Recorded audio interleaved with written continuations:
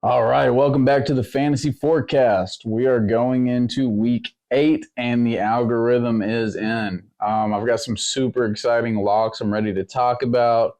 We have some good matchups this week for sure. Before we hop into that, I'm going to cover some of the highlights from our picks last week and then we will go into our picks. All right, so a few of the starts that we said last week. I said to start Jordan Love against the Broncos, who ended up putting up 16.3 points. I said I liked Brock Purdy against the Vikings, who ended up having 14.8 points. Justin Herbert ended up with 12.9, 13. I definitely thought he'd have more against the Chiefs, but I mean, the Chiefs showed out. 13 points. I wouldn't have been super satisfied if I started him, but it's also not the worst thing ever, right? Let's see. Stephon Diggs. We called a big Stephon Diggs game against the Patriots. He ended up putting up 17.8 points, which is crazy. I said Romeo Dobbs. Actually, I only had 11 points, but I mean, in flex position, that's not awful. Devontae Adams against the Bears, 12.7 points. I said to sit Amari Cooper, who ended up having 4.2 points. I said to sit Calvin Ridley, who had 1.5 points.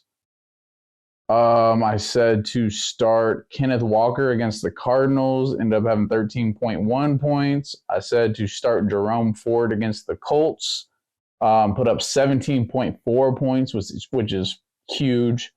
And then I was hyping up Deontay Foreman, who ended up putting up 33 points against the Raiders, which is awesome.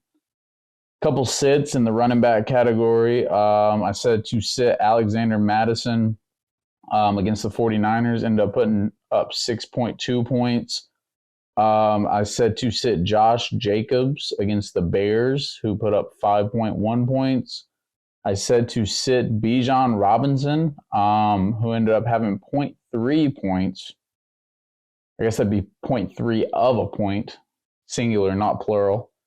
And I said to sit Austin Eckler against the Chiefs, who ended up putting up 5.6 points. Got a little flack for that one on TikTok. It's all right. Not all my locks are going to be right. Not all my sits are going to be right. But I mean, statistics, analytics give us a fair idea of how these players are going to do. Right. I'm not putting any bias in any of this. I'm literally just going straight analytics. Analytics said Eckler would have a bad game. Eckler had a bad game. All right. So as far as this week's picks. All right, so lock of the week is going to be Justin Herbert against the Bears, right? This is a primetime Sunday night game, which makes me think it's going to be a little bit more high scoring than if this was a 1 p.m. game.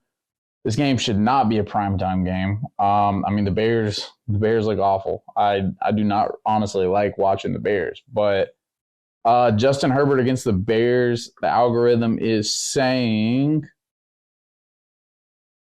let's see.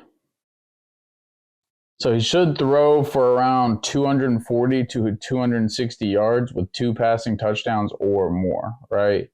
You're looking at like a 90% chance of 2 passing touchdowns. It's looking good. Chicago does not have a good defense.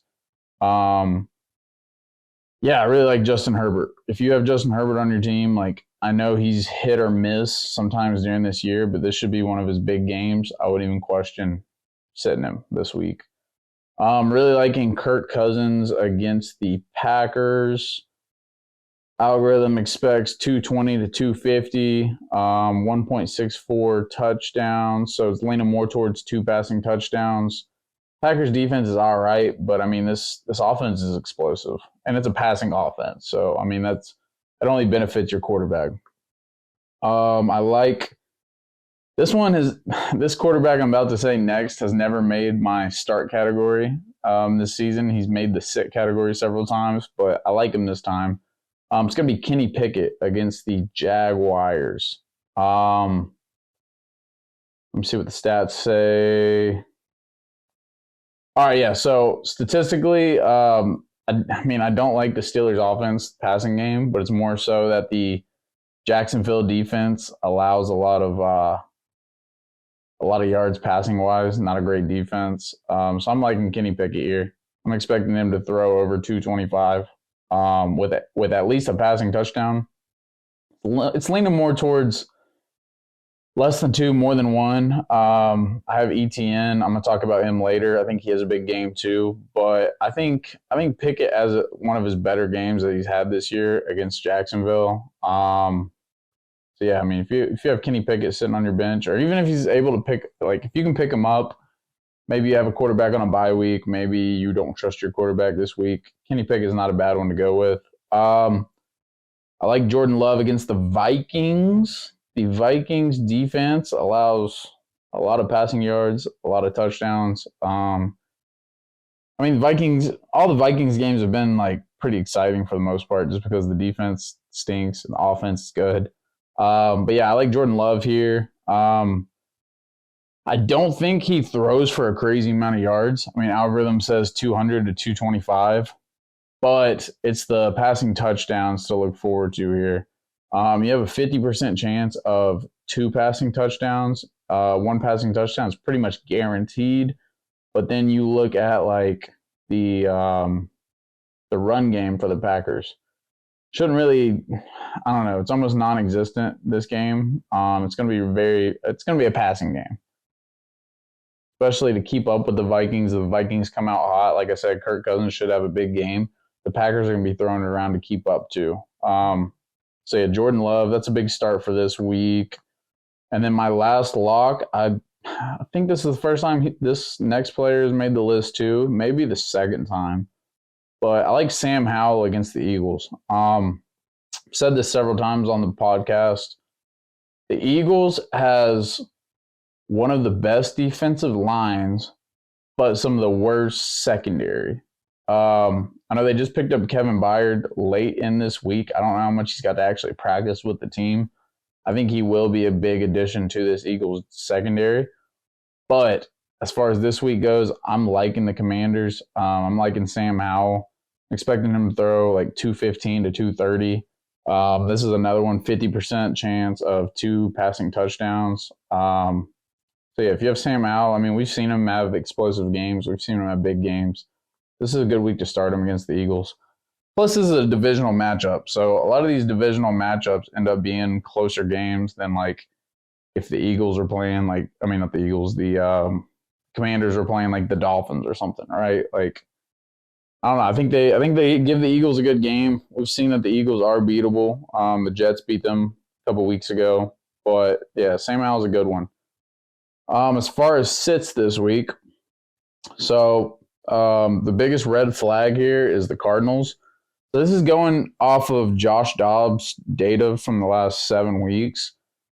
They're saying Kyler Murray could be back. It's like very questionable right now. But I'm saying sit Kyler Murray or Josh Dobbs just because they're playing the Ravens. Ravens have a top 3 defense. Their defense looks incredible. If it's Kyler Murray, he's fresh. Like I don't think this is the game that he necessarily wants to come back for. But also if it's Josh Dobbs, all the data says like he shouldn't have a good game.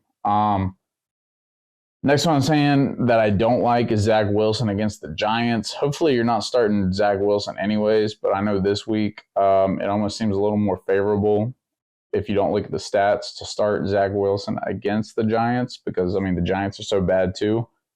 But really, like, the Giants don't have an awful defense. More so their offense to be worried about, right? But really, like, Giants, they're not allowing a ton of touchdowns, passing touchdowns, not allowing a ton of passing yards. Like if you're tempted to start Zach Wilson this week, I would not do it. There's a lot of other choices. There's other people you can pick up on the waiver wire. Next one, I do not like Deshaun Watson against Seattle. Let me find the stats and the algorithm on this one. Yeah, Deshaun Watson, I mean, should throw for, honestly, algorithm says less than 200 yards. If he does throw 200 yards, it's going to be right above 205, 210, right? Let's see, 92% chance of one passing touchdown. That's not great. Compared to like all the other stats I'm seeing, that's actually pretty low. When it says 92% of one passing touchdown, you can more so give it a spread of like 80 to 95% chance, which sounds all right. But I mean, one passing touchdown isn't going to get you a whole lot of points in a fantasy league. So don't like Deshaun. I don't like Joe Burrow against the 49ers this week. I mean, this 49ers team, they have a top defense as well. They've been on a losing streak the last 2 games, which is very uncharacteristic of them. I think they bounce back this week. I don't think they go on a 3-game losing streak. It's in San Francisco. Joe Burrow's kind of finding his rhythm back. Those first few games were definitely really rough, which is going to skew the data down a little bit. But really, algorithm says he barely throws over 200 yards. He might throw for 210.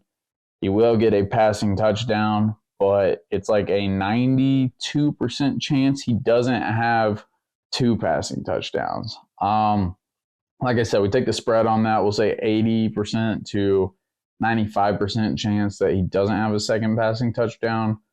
But I mean, that's same reason I said with Deshaun. Like, you want at least 2 passing touchdowns out of your quarterback. I don't think Joe Burrow gets that against the 49ers. And then my last sit of the week, as far as quarterbacks go, is Dak Prescott against the Rams. Let's see. Let me find this game. Rams. That's the Chargers. Okay, Rams. Dak Prescott against the Rams. 200 to 220 yards passing, 80% chance of 1 passing touchdown. I mean, the Rams defense isn't as incredible as it has been in the past, but they're still pretty dang good, right? They're not allowing a whole lot of passing touchdowns. Rushing game's, a whole different story. But yeah, I don't really like Dak this game. Looking at the Cowboys' schedule like a little further, like he's gonna have his weeks where he, is gonna look like a top 15 quarterback, but this is not gonna be one of them. All right, wide receivers this week. I said Justin Herbert as the lock of the week. Quarterback wise, I'm going to put Keenan Allen as the lock of the week, wide receiver wise. Just because, like I said, this Bears defense is allowing a lot of passing yards and a lot of passing touchdowns. I think Keenan Allen maybe has another two touchdown week.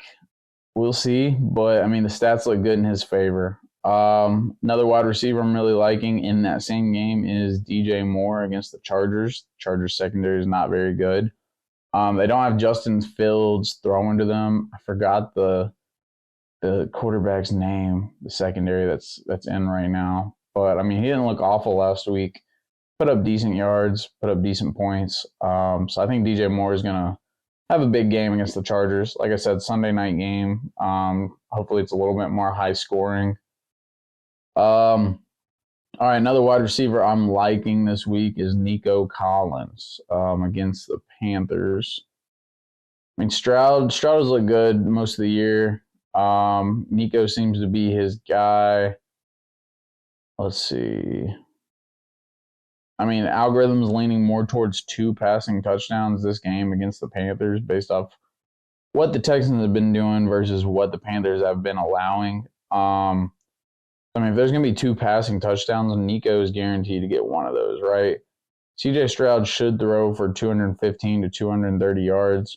I think Nico, has a big week, gets a lot of those, 60 to 70 yards. 100-yard game, awesome. But I do think he gets a touchdown. Next up, I like Jordan Addison against the Packers. With Justin Jefferson still out, it really seems like Jordan Addison is the main receiver over there in Minnesota. I kind of already talked about Kirk Cousins and why he's going to have a big game. I think a lot of that's going to attest to Jordan Addison. So hopefully you've been starting him, but if you haven't, definitely start him this week. And then the last wide receiver I'm liking, I was going to say A.J. Brown based off these stats, but I'm going to lean more towards Devontae Smith. He's had two very lackluster weeks. I think he's going to bounce back this week. Commanders, they're allowing quite a bit of passing yards, quite a bit of passing touchdowns. Yeah, so algorithms leaning more towards two passing touchdowns. Jalen Hurts ought to throw for 235 to 255, 260 range. AJ Brown has been hot, right? I'm not saying to sit AJ Brown, but I'm saying Devontae Smith. I know a lot of people are probably on the fence right now about whether to start him, whether not to start him, just because AJ Brown is the main guy in Philly. But I think this is Devontae's week to really bounce back, right? So I'm saying start him this week, put him in flex, throw him as a wide receiver too. As far as who to sit this week, first up on the list, I have CeeDee Lamb. This is going to be a hard one, just like some of the ones last week that I called. But based off the algorithm, the Cowboys do have the second lowest chance of a passing touchdown this week against the Rams, right? Right behind Arizona as the first lowest chance, right? So it's not looking great for Cowboys receivers, tight ends this week. Really, their touchdowns are probably going to be coming from the rushing game, Tony Pollard. But CeeDee Lamb, stats say he's not going to have a big game this week. I know it's hard to sit him. I know it's hard to not at least throw him in the flex. But if you have somebody that you're like borderline, maybe wanting to start in the receiver spot, go with them instead. I think this is going to be a down week for CeeDee. Next up on my sit list, I'm saying Amari Cooper against the Seahawks. The Seahawks defense is actually pretty decent. The Browns haven't really had a whole lot of success in the passing game. Really, like a lot of their success, a lot of their record comes from their defense and their rushing game, right? Especially when they had Chubb. Even with Chubb out, Jerome Ford has done a great job. I know I believe he's injured right now too. But they just haven't found the success in the passing game yet, right? Amari Cooper is not having, he's had back to back, like not very good weeks. So I'm saying sit him again, at least for now. Make him like really prove himself before you start him again. I do not like Chris Olave against the Colts, right? I was kind of on the border about Chris Olave or Michael Thomas, but Michael Thomas should get a decent amount of catches just because, I mean, like in PPR leagues. But Olave is not really like a big like dump off pass guy. Yeah, I mean the Colts defense is okay. Like secondary is pretty decent. Really, Saints are not guaranteed a passing touchdown, especially with Alvin Kamara back. I'm saying Chris Olave is not a lock. He's been very underwhelming for what everybody thought he was going to do this year.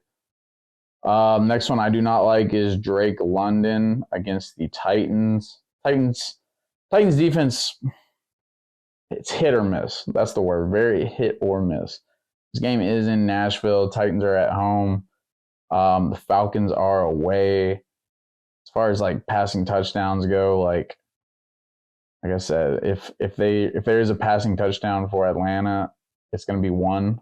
Stats are leaning between 0 to 1, and so you're banking on, you got Kyle Pitts, you got Drake London, you got Bijan Robinson, Tyler Aguilera, right? You got so many like players that it almost gets diluted. Who's going to get the passing touchdown? And Drake London is just really not a lock to get that. And then the last receiver I do not like this week is going to be DK Metcalf against the Browns. Kind of what I said a little while ago. Browns have a great defense, have a great secondary. Let me see. It's in Seattle.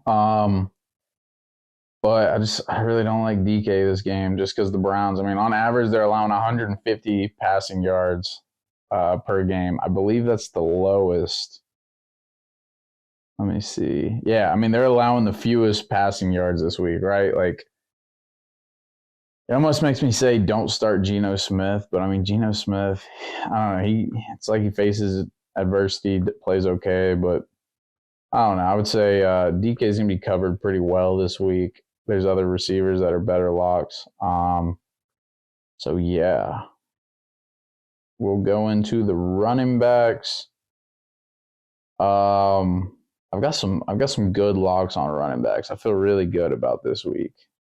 Um, all right, so first up, running backs I like. Number one, I'm seeing here. I like Jahmyr Gibbs against the Raiders. Right, the Raiders are allowing quite a bit of rushing yards every week, quite a bit of rushing touchdowns as well. It's looking good. Honestly, Jahmyr Gibbs, he ought to rush for 100 yards, right? He ought to rush for 100 yards. He ought to get a rushing touchdown. And then it's kind of leaning, it's like right in the middle of 1 to 2 rushing touchdowns, right? It's a Monday night game. I mean, the Lions just got smoked by the Ravens. I think they want to prove themselves. It's in Detroit. I think Gibbs has a big game. It's looking pretty good for them. Next up, I like Gus Edwards against the Cardinals. The Cardinals really don't have a good rushing defense. Let's see. Let me find this game. Ravens, Arizona. There it is. All right, so it's going to be in Arizona, right? Cardinals rushing defense, not great, but they're allowing quite a few rushing touchdowns. When you're looking at rushing yards for the Ravens, like you got to go ahead and assume Lamar has about half of those. But even then, it looks like Gus Edwards should rush for 60 to 70 yards, should get a rushing touchdown. I like Gus Edwards this week. I like the little options they do on that team. I think Lamar's handing the ball a little bit more versus taking off with the ball. He's still rushing quite a bit, but I don't know. I think Gus Edwards has a big game right here. Let's see. Travis Etienne against the Steelers. I really like this one. Steelers defense. They're not very good against the rush. They're allowing on average 142 rushing yards total amongst the team. It looks like there will be a rushing touchdown. Etienne's the guy in Jacksonville. I mean, he's a top 5 running back this year. It's like statistically. They're getting a rushing touchdown almost every game. The Jaguars are. I like Etienne. It's in Pittsburgh. That one makes me like a little nervous. I don't know if Jacksonville wins it, but Etienne's definitely a lock this week. DeAndre Swift against the Commanders. I'm liking this matchup. Kind of like what I said earlier. I think these teams are going to play really hard against each other based off being in the same division. It is in Washington. But I mean, DeAndre Swift's hot right now. Washington's D-line is not incredible. It's looking like there's at least 1 rushing touchdown in this game. Hopefully it's not Jalen Hurts. That's another one. It's kind of like the Lamar situation of like, you never know who's going to get that rushing touchdown with these quarterbacks that can run it in. But I mean, Swift's hot right now. You got to start him. Commanders aren't great either. So, and then my final start of the week, running back wise, is going to be Alvin Kamara against the Colts. At this point, like New Orleans passing game isn't incredible. Alvin Kamara is a great player. Yeah, I mean, I think it's algorithm says over 1 rushing touchdown. Derek Carr is not running the ball in. Like, let's be honest, Alvin Kamara. He's liable to catch a few like passes too, a little dump off screens, all that stuff, which is great in PPR. You get those extra few points. So yeah, Alvin Kamara, you're most likely starting him anyways, but just know that is a very safe pick this week. And then as far as who to sit, I like out of all the picks I've said today and even like the last few weeks, today's sits are the most like comfortable I feel, most confident I feel about sitting anybody. Like all 5 of them, just huge red flags on the algorithm. Some of the earlier episodes, I kind of talk about the algorithm a little bit and like how it gets more accurate as the season goes on because you have more and more data. So like, we have 7 weeks of data now, and like there were a lot of red flags in the rushing category. So I like if I say any of these players, I'm telling you now, like do not play them. Don't like Don't trade them off. They may play some worse defenses. They may have better weeks, but this week is like, I can't 100% guarantee anything, but I can say 85% guarantee like these players are going to have bad weeks. The first one is going to be Joe Mixon against the 49ers. Like, stay away from this. If the Bengals are going to find even a little tiny bit of success this week against the 49ers, it's going to be in their pass game. I don't like Joe Burrow either. I said that wrong. I like Joe Burrow, but I do not like him this week against the 49ers. But Joe Mixon, just like this is like the worst one in the algorithm, in the stats, in like the coding, right? I don't like Josh Jacobs against the Lions. I mean, this Lions defense is legit, right? Like, they got a very strong front. They're pretty good all around, but you're looking at like very low odds of a rushing touchdown against the Lions this week, especially based off what the Raiders have been doing rushing wise. Like, no, Josh Jacobs is not worth a start. You're better off taking a chance on some like kind of mid-tier running backs that like get, a decent amount of stats or snaps. I don't like Bijan Robinson Jr., Brian Robinson Jr., my bad, very similar names. I don't like Brian Robinson Jr. against the Eagles. Kind of like what I said earlier, the Eagles have one of the strongest defensive lines in the league. They have a weaker secondary. Teams know this. I mean, all the stats I'm pulling, all these teams have like all these, analytics guys looking at this stuff. They know this Eagles line is deadly. They're not going to be like rushing the ball very much. I don't like Najee Harris against the Jaguars. Jaguars have a pretty decent front. The Steelers' rushing game is not very good in general, week to week. Najee Harris, not a good one. And then the last person I'm saying not to start is going to be Javonte Williams against the Chiefs. Chiefs defense getting better and better as the season goes on. Just looking at the stats week over week, like this Chiefs defense is getting better. Their D line is pretty solid. Javonte Williams, don't like that one at all, really. Just trade him if you can at this point. So that's my picks of the week, guys.